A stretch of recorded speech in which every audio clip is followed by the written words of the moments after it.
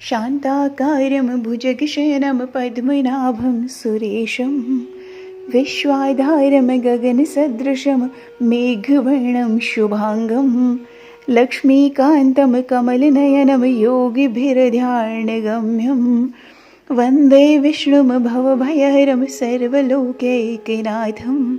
ओम श्री हरि विष्णु। श्रवण कीजिए इंदिरा एकादशी की व्रत कथा का। धर्मराज युधिष्ठिर भगवान श्री कृष्ण से पूछने लगे कि हे प्रभु, इस व्रत को कैसे किया जाता है? इंदिरा एकादशी की व्रत कथा क्या है? भगवान श्री कृष्ण कहने लगे कि राजन, पूर्व काल की बात है। सतयुग में इंद्रसेन नाम से विख्यात राजकुमार थे, जो महिष्मतिपुरी के राजा होकर धर्म पूर्वक प्रजा का पालन किया करते थे। उनका यश सब ओर फैल चुका था। राजा इंद्रसेन भगवान श्री विष्णु की भक्ति में तत्पर होकर के गोविंद के मोक्षदायक नामों का जप करते हुए समय व्यतीत करते थे और विधि पूर्वक आध्यात्म तत्व के चिंतन में संलग्न रहते थे। एक दिन राजा राजसभा में सुखपूर्वक बैठे हुए थे। इतने ही में देवर्षि नारद आकाश से उतरकर वहां आ पहुंचे। उन्हें आया देखकर राजा हाथ जोड़कर खड़े हो गए और विधि पूर्वक पूजन करके उन्हें आसन पर बिठाया। इसके बाद वे इस प्रकार बोले कि मुनिश्रेष्ठ, आपकी कृपा से मेरी प्रजा कुशल है।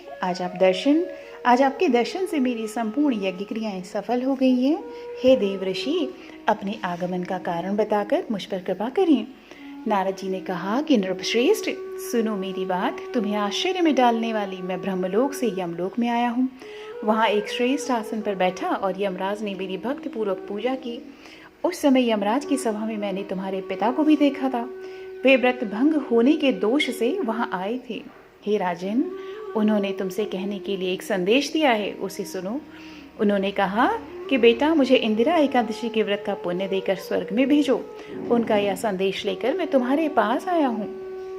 हे राजन, अपने पिता को स्वर्गलोक की प्राप्ति कराने के लिए इंदिरा एकादशी का व्रत करो। राजा ने पूछा कि भगवान, कृपा करके इंदिरा का व्रत बताइए। इंदिरा एकादशी का व्रत किस प्रकार से किया जाता है? किस पक्ष में, किस तिथि को और किस विधि से उसका व्रत करना चाहिए? हे राजेंद्र, सुनो, मैं तुम्हें इस सर्वथा कुशल व्रत की शुभकारक विधि बतलाता हूँ। अश्विन मास के कृष्ण पक्ष में दशमी के उत्तम दिन को श्रद्धा युक्त चित्त से प्रातः काल स्नान करें। फिर मध्याह्न काल में स्नान कर एकाग्रचित्त हो एक समय भोजन करें तथा रात्रि में भूमि पर सोएं।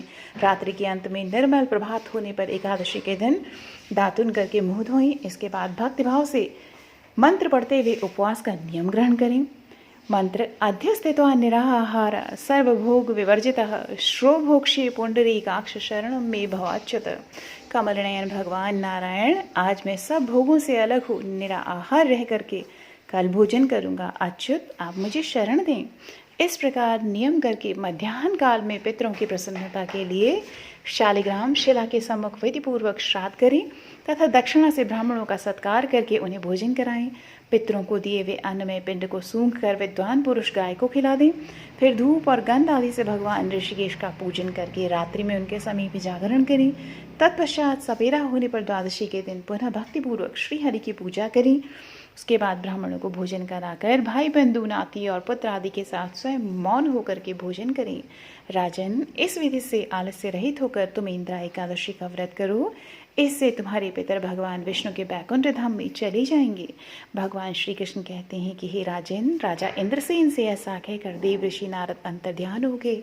राजा ने उनकी बताई हुई विधि से अतः अंतःपुर की रानियों, पुत्रों और भृत्यों सहित उस उत्तम व्रत का अनुष्ठान किया। हे कुंती नंदन, व्रत पूर्ण होने पर आकाश से फूलों की वर्षा होने लगी। इंद्रसेन के पिता गरुड़ पर आरूढ़ होकर श्री विष्णु धाम को चले गए और राजा श्री इंद्रसेन भी अकंटक राज्य का उपभोग करके अपने पुत्र को राज्य पर बिठाकर स्वयं स्वर्गलोक को गए। इस प्रकार मैंने तुम्हारे सामने इंदिरा एकादशी व्रत के महात्म्य का वर्णन किया है।